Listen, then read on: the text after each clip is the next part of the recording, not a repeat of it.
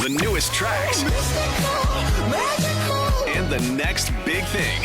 Baby, what was that? And your first place to hear it all. iHeart New Music. Your digital station for brand new drops, fresh finds, and tomorrow's bangers. Updated daily. Tomorrow's chart toppers today. Discover iHeart New Music. Always fresh. Always first. Stream now. Online. On your smart speaker. And on the free iHeartRadio app. This week in gaming. I hope you enjoyed the long Labor Day weekend. I'm Naomi Kyle, and welcome back to This Week in Gaming.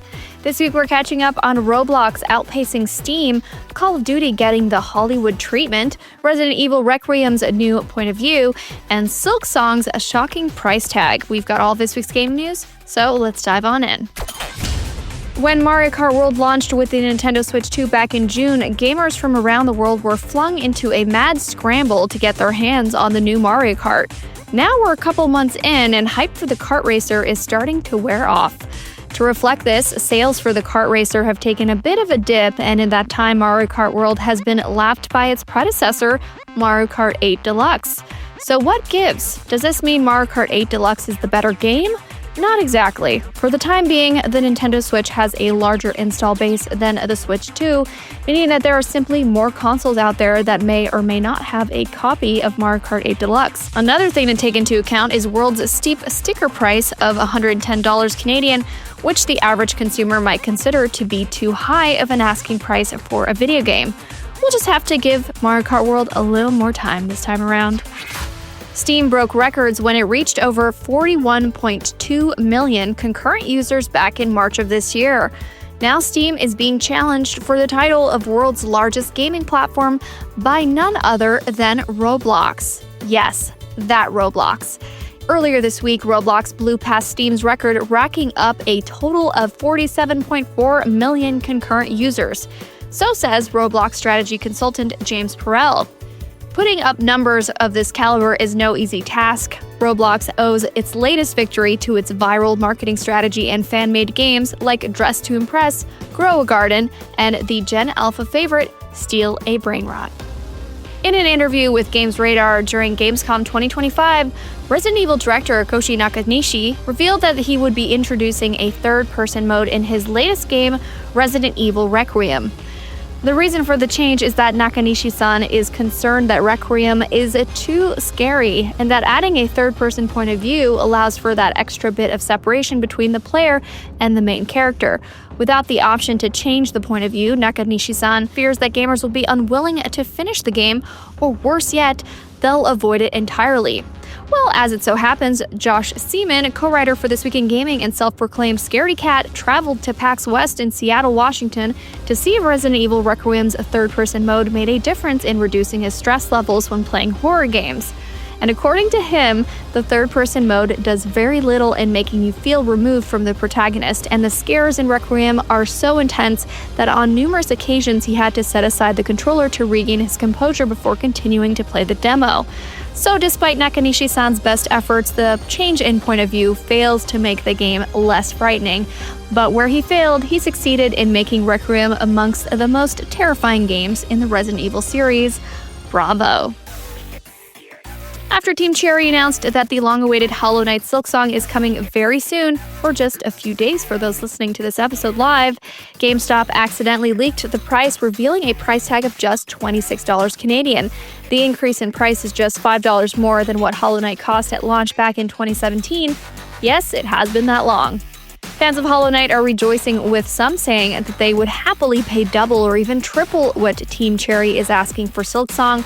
I'll dive into this topic a bit later in the show with our guest NintenDante, who happens to be one of many who would pay more for Silksong. After more than 2 decades of dominating gaming, Call of Duty is finally getting a movie. Paramount and Activision have struck a deal to turn the franchise into a Hollywood film. As of right now, there is no script, no director, and no word on whether the film will lean into modern warfare, Black Ops, or something completely new. But Paramount CEO David Ellison, a longtime player of Call of Duty himself, called the project a dream come true and promised the same level of commitment the studio brought to Top Gun Maverick. Now, as for when this movie is set to come out, It's likely still 3 or 4 years out, but after 22 years of waiting, I'm happy to report that the Call of Duty movie is finally happening. So that's the news for this week. It's now time to chat with our guest. NintenDante joins us to chat about Mario Kart World, Roblox's wins and controversies this week, and should indie games be priced the same as AAA titles? Select game mode. Multiplayer. Hey Dante, it's so good to have you back on the show. Hey Naomi, thank you for having me. I'm super excited to be here. Yeah, I'm excited to chat more about gaming stuff. First of all, how you been? How's the gaming world? How's content creation on TikTok? Oh, I've been fantastic. Grinding it out, really putting as much effort into it as I feasibly can while still working a daytime job, while trying to pay attention to my family as much as possible. But it's super fulfilling. I really love it. And of course, I love talking about video games. So it's all going great. How have you been? I've been good. We just got off the Labor Day weekend, tried to not do much labor. I tried to chill. I'm watching currently my husband. He is currently playing Claire Obscure Expedition 33. What a beautiful, gorgeous game. I don't know if you've had a chance to check it out, but damn, that game, I totally get the hype now because I didn't really dabble into it until I started watching him play. And it is stunning. And the music's so good. From top to bottom, that game is absolutely gorgeous. I'm only about halfway through. I was playing before our baby was born, and so when he was born, that kind of put a halt on that. So I'm waiting for the time to jump back in. Congratulations, by the way. Yeah, thank you so much. But top to bottom, it is just a gorgeous game, a testament as to what video games can be. Absolutely. And a good point that he said, my husband, he said that it's almost like what Dragon Age the Veilguard was trying to do. Yeah. Like it was trying to, I feel like that's what Dragon Age Veilguard should have been. Yes. Yeah. Yeah. So it was interesting to watch him and him say that too, because it's immediately what I thought too. I was like, this is well made. Like it's interesting characters. There's an interesting mystery. The worlds are really fleshed out. But then comparing it to Dragon Age, I was like, ooh, yeah, there's definitely something different here. All right, let's get into some of the news. So really quickly, I know you didn't get your Switch 2 yet, that's okay. But Mario Kart World has apparently not been keeping pace with the sales of Mario Kart Deluxe 8, which is very interesting to me, but I think it has to do with the fact that games are really expensive right now. The console itself, the new Switch 2, is really expensive. Any other reasoning you think that this game might not be just living up to the hype? I would have to guess that it comes down to the fact that, one, Mario Kart is a party game, first and foremost, right? I think a lot of people play it with friends, either couch co-op or online. And in terms of the co-op, it doesn't offer quite as much new and fresh content as the single-player free roam modes, so to speak. And if you are playing couch co-op and with friends, you get so much more content for far less money with Mario Kart 8. Yeah, I totally agree. Cool. Well, let's hop over to Games Out This Week, and we'll be right back with more gaming news. Games Out This Week. On September 2nd, Blade and Soul Heroes teams up on PC. Metal Eden locks in on PS5, PC, and Xbox Series X and S. Then on September 3rd, Hirogami folds onto PS5 and PC. And on September 4th, Hell Is Us reloads on PS5 and PC. NBA 2K26 swishes on the PS5, PC, and Xbox Series X and S. Star Wars Outlaws hyper jumps onto the Nintendo Switch 2. Indiana Jones and the Great Circle DLC, The Order of the Giants, whips onto the PS5, PC, and Xbox Series X and S. And Hollow Knight Silksong finally releases across all platforms and is available day one on Game Pass. On September 5th, Shut-in Order uncovers the clues on PC and Switch. Chronos: The New Dawn lurks onto the PS5, PC, Switch 2, and Xbox Series X and S.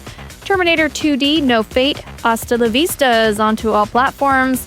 Everybody's Golf Hot Shots chips in on PS5, PC, and Nintendo Switch. And Daemon X Machina Titanic Scion suits up on PS5, PC, Switch 2, and Xbox Series X and S. And the Epic Game Store is offering 2 free games this week. Monument Valley and The Battle of Polytopia will be available for download from September 4th until the 11th. PS Plus subscribers can look forward to 3 free games for the month of September: Viewfinder, Psychonauts 2, and Stardew Valley. All of these titles will be free and available to download from September 2nd until October 6th. Flawless victory! Continue! And we're back. All right, Roblox is apparently bigger than Steam is the big story this week. First of all, I'm not somebody who plays Roblox. I do need to play it because at this point, it's being talked about everywhere for good reasons and for bad reasons. Why do you think Roblox is so big? You were talking, off camera about this, but saying that you have recently started to gain an interest in this game. Yeah, it's a new fascination of mine. I haven't played it yet myself, but I've been watching a lot of YouTubers play it, specifically Vanilla Mace. Her Roblox series is hilarious. But I think the thing that fascinates me the most, and it could be why it's taken off so much and gotten bigger than Steam, is one, the fact that it's almost entirely free to play. I don't think there are any microtransactions. There might be a small amount, but for the most part, it's free to play. Yeah. And secondly, the breadth of games that could be created in Roblox. I mean, I've seen some clips on TikTok of very complex games that you wouldn't expect to be able to be made in something like that. Like, it makes me think of PS4 Dreams, if you remember that game. I would think that it would be something more suited to that than Roblox, but no, I mean, people go ham with their creativities. I know, and a lot of Roblox. young developers, like people who are much younger than you and I, who are still in high school, are making some of these really big games that are so popular, and they're making a lot of money off of Roblox doing it. Totally. It's crazy. It's totally wild. And I mean, a lot of the games are like simulation based. I can't help but wonder if it makes kids feel like they have a little bit more of a voice than they do anywhere else. Like, I don't know how you felt when you were a kid, but when I was a kid, I felt like nobody respected me. Like, nobody paid attention. Like, parents just don't understand. And in Roblox, you can go work a full shift at McDonald's, which doesn't sound too fun. But if you're a kid, it might make you feel like an adult for a few hours, which might make you feel a little bit better. So I feel like that plays a role too. Yeah. And I'd imagine the community as well. Like, I think you can meet a lot of people, which is part of the danger of the game. So kind of getting into that. It's been known that there's kids who've gotten into really scary, dangerous situations because of the people they've met through the game. Now, you said you have been reading up on that a little bit. Yeah. Some of your thoughts. I really have. I feel like it's already to a point of no return for Roblox. I mean, they do have some safety features in the game so far, like restricting what you can say, blocking you if you say something explicit, but nothing stopping players from meeting other players. And I don't know what controls they would be able to implement to stop adults from meeting children. But the fact that it is a hotbed for adults meeting children, and the fact that that's becoming so well known at this point, I don't know how long Roblox will be bigger than Steam going forward. I mean, Chris Hansen announced that he's doing a documentary exposing Roblox for being a safe haven for predators. The state of Louisiana is suing Roblox because they feel like it's a safe haven for predators. Then there was a news story that broke about how they kicked predator hunters off of the app, and I do think there are a lot of ethical concerns around predator hunters. They've used very questionable methods for getting their targets. However, when you are already under fire for being a safe haven for predators, it's a really weird decision to make from a management perspective. And then back in April, the CEO, he says it's a joke. I don't know. It felt serious. Made a joke saying that he wanted Roblox to turn into an adult dating website. And when there's already so much discourse around adults having weird relationships with kids, why would you want to, in any way, joking or not, fan the flames of romance, quote unquote romance, really grooming on Roblox? It doesn't make any sense. And it's gaining such a level of notoriety that, I mean, I think it's only a matter of time before people start pulling their kids off of Roblox in droves. Yeah. And so that's something that it's been something that's been happening for a long time. And now it's really kind of coming to a head where I think like they need to start either taking serious action, doing something like having an official statement, like talking to parents, and most importantly, implementing some real strict controls and guidelines that, they themselves hopefully can monitor, and it's not up to the parents necessarily to handle. Because there's lawsuits, there's parents going to the courts trying to sue these, Roblox and some other games as well for their safety features not being, either promoted or talked about enough, or even just being implemented into the game. Kind of do or die at this point. I think we've known about this for a long time, and I do think they've just been trying to avoid it and not do anything about it, and it's kind of too late for them to backtrack. It's very interesting. I really do hope that some government body or something takes action and really forces Roblox hands. And I'm just shocked that Roblox hasn't done anything sooner. Yeah. Truly. Yeah, it's Just one. It's very disappointing for a company of that size and that popularity level too. All right, I want to talk really quick about horror games.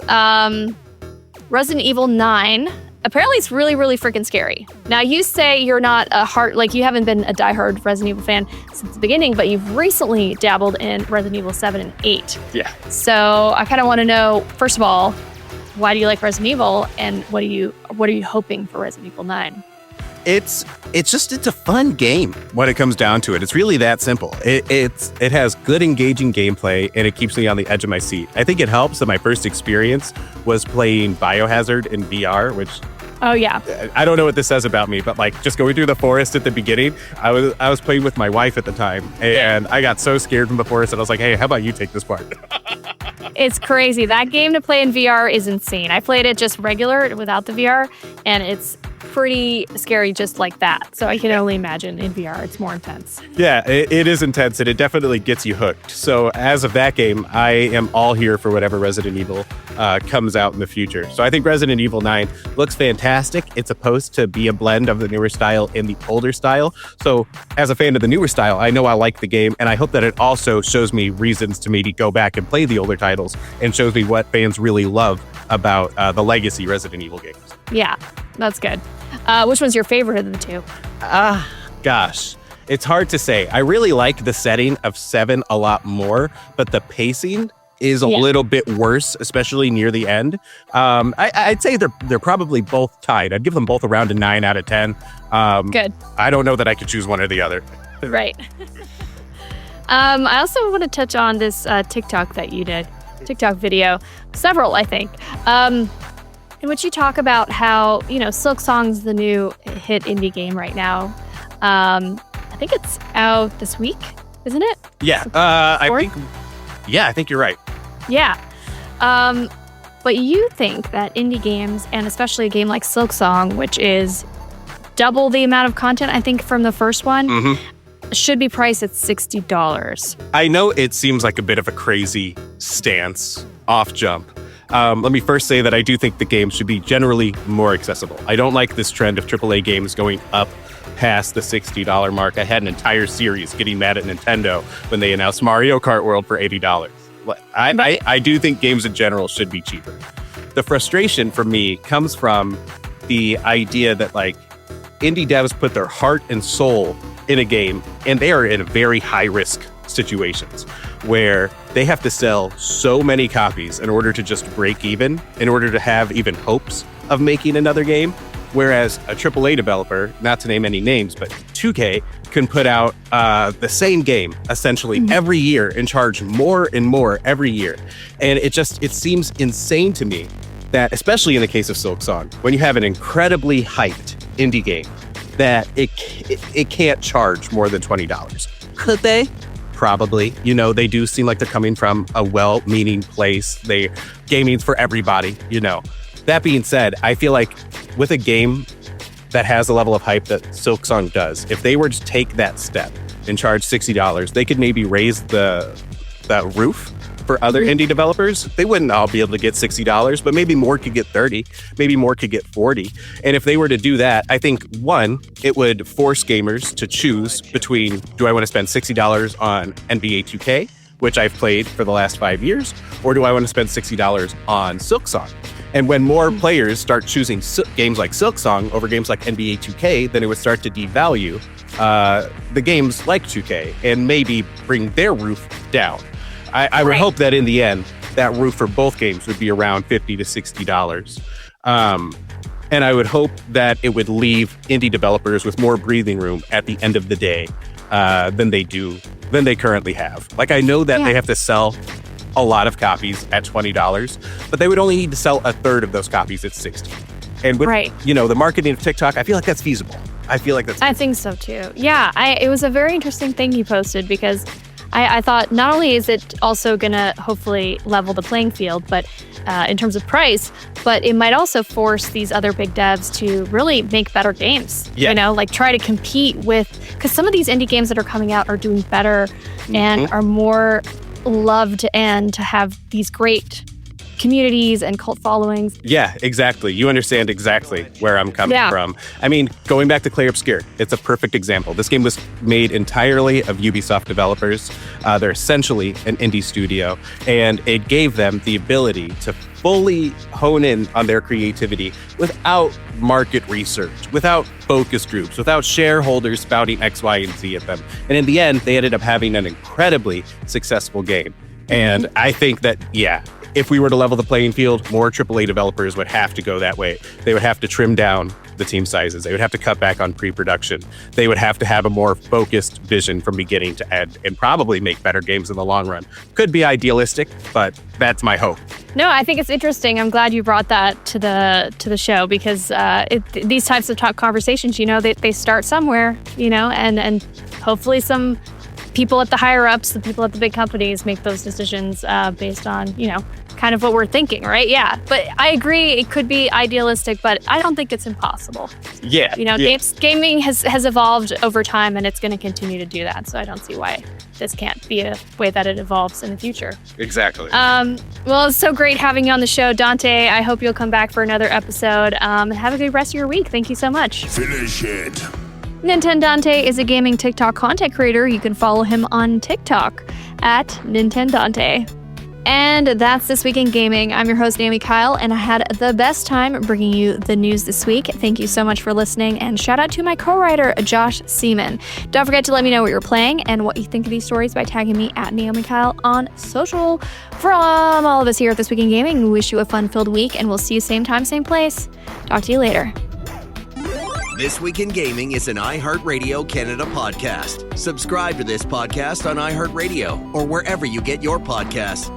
Download the iHeartRadio app for more podcasts just like these.